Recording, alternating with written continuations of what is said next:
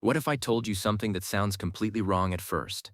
The amount of money you save can have almost nothing to do with when your money reaches its compounding crossover point. Imagine three people. The first invests just $200 a month, the second invests $2,000 a month, and the third is putting away $24,500 every single year. Obviously, you'd expect the person putting away the most money to reach the compounding breakthrough first. More money going in should mean getting there faster, right? Here's the strange part. When we're talking about the timing of doubling, the answer isn't what you think. Their contribution amounts don't actually determine the timing. To understand why, we have to look at the simplest version of the compounding equation. We're asking one question. When does the money become twice as much? Now look carefully at that equation. The deposit appears on both sides, which means we can cancel it out completely. And that's the part most people never stop to think about. Your deposit amount, the thing you spend so much time worrying about, literally disappears from the timing calculation. After the deposit cancels out, we're left with one incredibly simple equation.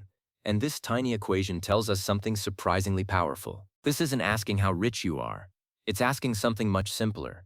How long does it take $1, growing at your chosen return, to become $2? At a 7% annual return, $1 takes approximately 10.24 years to double. That's the mathematical reason the famous Rule of 72 gets people thinking about roughly 10 years at 7%.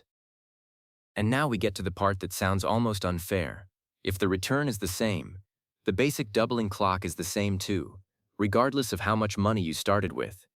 The person investing $200 a month has a clock, but that clock isn't moving slower simply because their paycheck is smaller. The person investing $2,000 a month has a much bigger pile of money building up.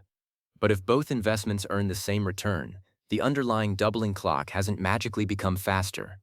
So when you isolate the compounding timing itself, both investors arrive at the same doubling period.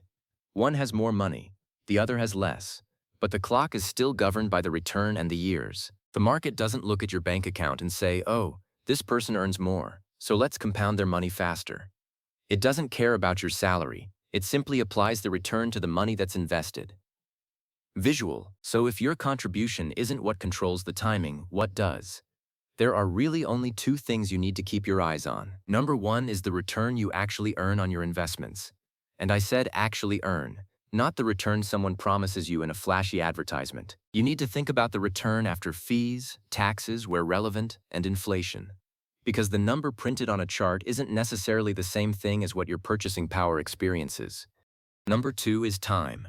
How long do you leave the money invested without constantly interrupting the process, pulling it out, or jumping from one strategy to another? And that's basically the list when you're talking about the timing of compounding. The return you earn and the amount of time you give that return to work. Notice what's missing. Your salary isn't in that equation. Whether you make $30,000 a year or $300,000 a year doesn't appear in the doubling equation. Your monthly contribution isn't there either. That doesn't mean your contribution is unimportant. It means it doesn't control the mathematical speed of the compounding clock. And this distinction is extremely important. Saving more absolutely matters. If you invest more money, you're building a much larger base for future growth. Your contribution determines how much fuel you're putting into the engine, but it doesn't change the fundamental rate at which the engine compounds. This is where people get frustrated. They think, if I just save more, maybe I can make 10 years happen in 5. But doubling the deposit doesn't automatically cut the doubling time in half.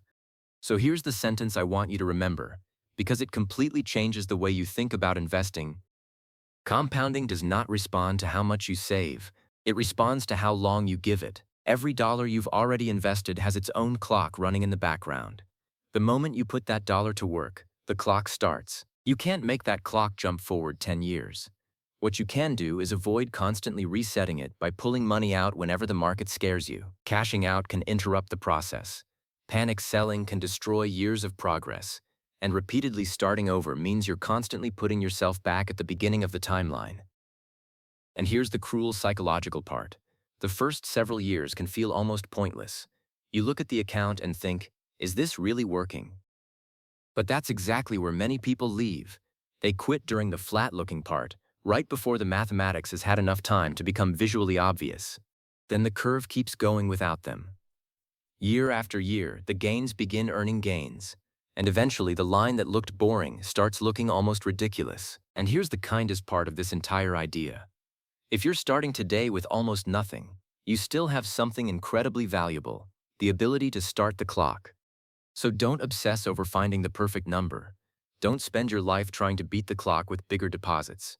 Build what you can, earn a reasonable return, and most importantly, give the money enough time to do what mathematics says it can do. 10 years from now, the clock only cares about the return and the time you gave it. Before we meet with another video, go for like, comment, subscribe for more content like this.